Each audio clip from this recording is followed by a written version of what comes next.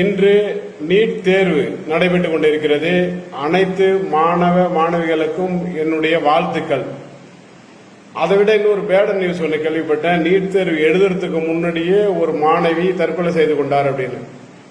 அந்த நீட் தேர்வுன்னு வரும்போது மட்டும் எப்படி தற்கொலை எண்ணம் வருது? இப்ப இதுக்கு எல்லாம் காரணம் என்ன? இப்ப இந்தியாவில் இதை விட பல மடங்கு உயர்ந்த பதவிக்கான போட்டித் தேர்வு நடக்கிறது. அங்கெல்லாம் ஒரு சின்ன பிரச்சனை கூட இல்லை, தற்கொலை கிடையாது, தோத்துட்டா சந்தோஷமா வெளியில போயிட்டே இருக்காங்க. ஆனா நீட்டுன்னு வரும்போது மட்டும் தற்கொலை ஏன் வருது? அதற்கு காரணம் திமுக அரசாங்கமே. ஏன்னா திமுக அரசாங்கம் இந்தியா ஃபுல்லா நீட் இருக்கும்போது தமிழ்நாட்டை மட்டும் நீட்டு விலக்கு வேணும், மாணவர்களை நீட்டு எழுத தேவையில்ல அப்படி இப்படின்னு அந்த மாணவரை போட்டு குழப்பி ஏதோ ஒரு காரணத்துக்காகவோ இல்லை இந்த நீட்டுக்காகவோ தற்கொலை செய்து கொண்ட மாணவிகளுக்கு இவங்க போய் செலவைக்கிறதும், அந்த மாணவிகளுக்கு மாலை போடுறதும், அந்த அரசியல் கட்சி பூரா அவங்களுக்கு மாலை ஏற்றிட்டு போறதும் மக்கள் மனசுல, மாணவர்கள் மனசுல விச விதைக்கிற மாதிரி இருக்கு. ஏன்னா நமக்கு அதாவது உங்களுக்கு ஒரு போட்டியை சொல்லிக் கொடுக்கணும். இப்படி இது இல்லைன்னா அடுத்த உங்களுக்கு வாய்ப்பு இருக்கு, அடுத்த வாய்ப்பு இருக்குன்னு அரசாங்கம் சொல்லிக் கொடுக்கணும். அதை விட்டுட்டு அவங்க மனசுல தாழ்வு மனப்பான்மை ஏற்படுத்துறது தான் இது வேலை. முக்கியமா இந்த மாதிரி நீட்டு தேர்வுல யாரெல்லாம் இருக்கிறாங்களோ அவங்களுக்கு என்ன செய்யணும்னா, இதுக்கு யார் குற்றவாளி, இந்த குற்றத்தை தூண்டியவர் யார் அப்படின்னா உதயநிதி ஸ்டாலின். உதயநிதி ஸ்டாலின் மேலதான் எஃப்ஐஆர் போடணும். ஏன்னா இந்த குற்றம் செய்யறதை விட குற்றம் செய்ய தூண்டுறவங்களுக்கு தண்டனை அதிகம். இப்ப நீட்ல ஒரே கையெழுத்துல நீட்டை கொளிச்சிருவாரு. இப்ப 4 வருஷம் ஆட்சி ஆயிடுச்சு, நீட்டை அதை பத்தி என்னன்னா ரகசியமே என்னன்னு தெரியாது சொல்லிட்டு இருக்காரு.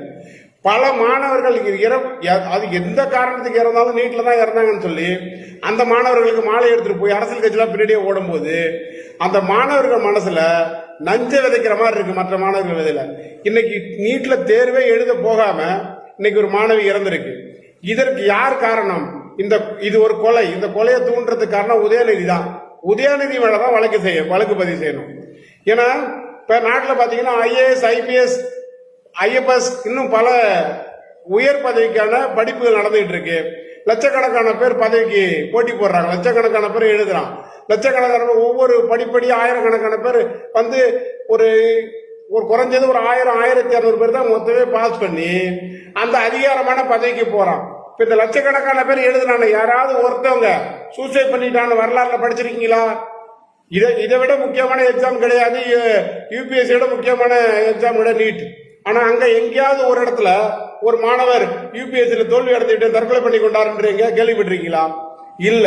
அப்ப அந்த காரணம் நீட்ல மட்டும். ஏன்னா இந்த நீட்டை வச்சு அரசியல் பண்ணிட்டு இருந்து நீட்டை வச்சு பொழப்பு நடத்த கொண்ட மெடிக்கல் காலேஜை வச்சு கோடி கோடியா சம்பாதிச்சிட்டு இருக்கிற இந்த திமுக போல அரசியல் கட்சிகள் மாணவர்களை கொலை செய்யறதுக்கு, தற்கொலைக்கு தூண்டுகிறார்கள்.